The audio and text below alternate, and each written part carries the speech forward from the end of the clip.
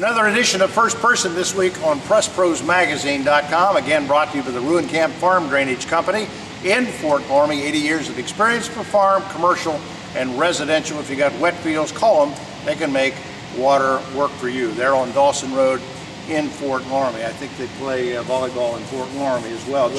John Cash is our guest this week, the head volleyball coach, the girls coach here at Miami East High School. We don't do as much volleyball as maybe we should in terms of coverage on Press Pros, but when we do have the opportunity, you want to make it count.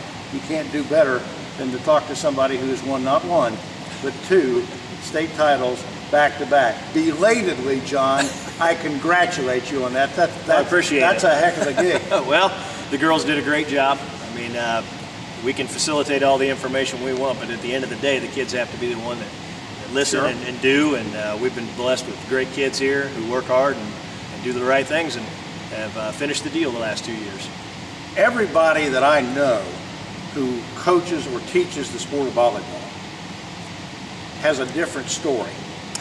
Yeah. How did you get into volleyball? There aren't too many men. I know Wade Wilhelm has got his story. Everybody's got a story. There are not too many men who grew up with a passion for volleyball. Pat Karras might be one example or exception. Tell me how you got into volleyball. Well, playing baseball after high school, and I had a friend from the Dominican Republic, and he wanted to do something in the off season to stay in shape and do something different. Asked me to play volleyball, and I had no clue what I was getting into.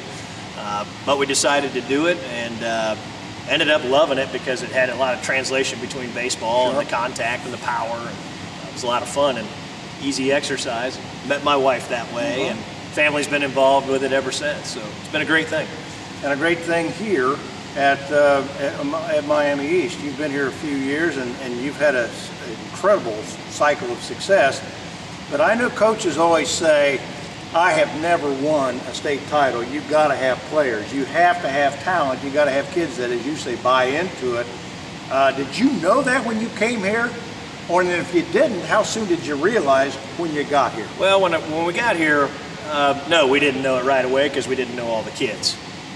But when we took a look at the younger kids in the junior high program and saw what they were made up of, how athletic they were, basketball players, I mean, let's be honest, the school's known for its basketball too, and we looked into that and saw what was there, and then it was just a matter of selling them on it and saying, hey, we can do it here too, we can be successful with this program as well, give us a shot. And I think the kids, the younger players, did a good job of selling the program, and it just kind of blossomed from there. John Cash, the volleyball coach here at Miami East High School, our guest this week on First Person. Talk about the explosion in volleyball over the last 20 years. My kids grew up in it. My daughter grew up, played at Covington High School several years ago. Really enjoyed the sport. It was one of those things where it was just like tongue and groove fit for her. Do you find that to be the case with a lot of kids that you teach? I do. I find that a lot of athletes post high school, believe it or not, even while they're during, but even post high school, participate in sand volleyball. It's a sport that I know people who are 75 years old still play competitively across the world. So in that sense, it's something you can do the rest of your life depending upon the level of play you want to be in. You see a lot of nets put up at family reunions. Yes, you do. Yes, you do. And that's the nice thing. It brings people together and everybody has a good time with it. A question I'm going to pose to you that I heard last year, I think about the time that your girls here got beat in the district finals in basketball. A lot of your volleyball players, play for Press Elephants here on the basketball program. And somebody at the time made the comment to me, and another coach, in fact, said, easier to win a title in volleyball than basketball. That struck me funny at the time. Odd that somebody would say that. I don't know a lot about volleyball, but I'm going to pose the question to you and let you deal with the question. Is it easier to win in volleyball than basketball? Different sports. Yeah, apples and oranges for sure. The net separates us, so the physicality is a little different, but physical nonetheless. If they took the net down, I think we might have an advantage still. Our skill's the big thing in it. Ball control, being able to do what you want to do on your side of the floor. It's totally your job. Where in basketball, the defense can control a lot more of what's going on from touch to touch. In volleyball, you got 3 touches on your side before the defense is even a factor. So from that standpoint, I would say the skill piece is much more difficult. The physicality is different because you have the net separating you. So I don't know that that rings true with me, and I've played both sports, so again, they're apples and oranges. One thing about another thing that you could talk to is the fact of compare and contrast. Girls, kids, high school, you don't redshirt people, you can't hide them. They're going to graduate and move on. Compare your team this year with the last two. Well, part of what we talked about is repeating our success. That's our motto this year. And we've also talked about how it's a new year. Every year's a new year. Every year's a new team. But the goals don't change. What we are doing is playing for those last 8 games, the state playoffs and the state championship. Our team this year, we've moved players around. All Ohio libero is now a setter and a hitter for us. One of our top kill getters last year hit outsides, hit in middle. So we've got kids moved all around. And that takes some chemistry and some time. But nonetheless, I think we'll be okay when it all comes down to those final 8 games. We'll do our job to get there. How realistic it is for the three-peat? Because that's what everybody asks. I know Amy Steininger at Marion Local says it's not very easy. No. Other people have won 3, in fact won 4, I think. Sure. Maybe as many as 5 back several years ago. I don't know the school right off the top of my head, but again, that's got to be a daunting task. Yeah, it is. Well, just getting one. The pressure that's on you and on those kids to perform and make sure everybody's prepared, it's immense. So every playoff game has that piece to it.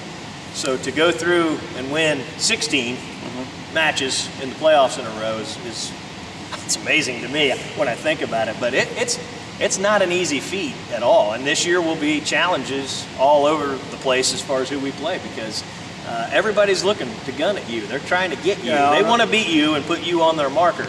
And that's okay. That's what we want, because if we're not getting the best shot, we're not going to get better either. So it's important. And I was going to ask you, different kids handle that differently. Some play confidently, being back-to-back champions. Others feel the pressure. Sure. How do you characterize your kids? They handle the pressure well. They're used to it. We always talk about pressure making diamonds. You know, it's easy to look at it the other way. We choose to be the diamond and shine and come through at the end and have each other's back and make sure that, you know, someone's getting down, we pick them up. That's part of the job. You're not going to win a championship without being a team. You have to have, and when I say team, it goes from the top level here at Miami East with the varsity team all the way down to our 3rd graders. We all work together to push to get to where we want to be at the end. We talked about comparison with basketball. Unfortunately, you don't get the crowds, you don't get the publicity and the profile. We're glad to be here to do that with you this week. That basketball and football get, partially because you play midweek, you play at 5 o'clock, it's a work day, and so that's going to limit the number of people. But I want you to take a minute, because you talk about this sport with a lot of excitement, a lot of enthusiasm. I want you to sell the sport of volleyball to people who may not have seen your team play or any team play. Well, it's an exciting, skill-driven sport. It's like I tell people who've never gone to a tennis match. If you don't watch exactly what those players are doing, it just looks like they're hitting a ball back and forth. Get out on the floor and do it with them. It's a whole different animal. So it is a very skill-driven sport. And then the more you appreciate tempo and how the speed of the game and how hard some of these girls and guys as well can hit and play. I mean, it's great volleyball. It's fun to watch, and it's exciting when the kids do it right, because then they start to bring them out. And we've started to get some of that crowd from basketball to come on over, and they want to see these girls do something different. So it is for sure one of the great traditions in a school that has many great athletic traditions, notably basketball and football here.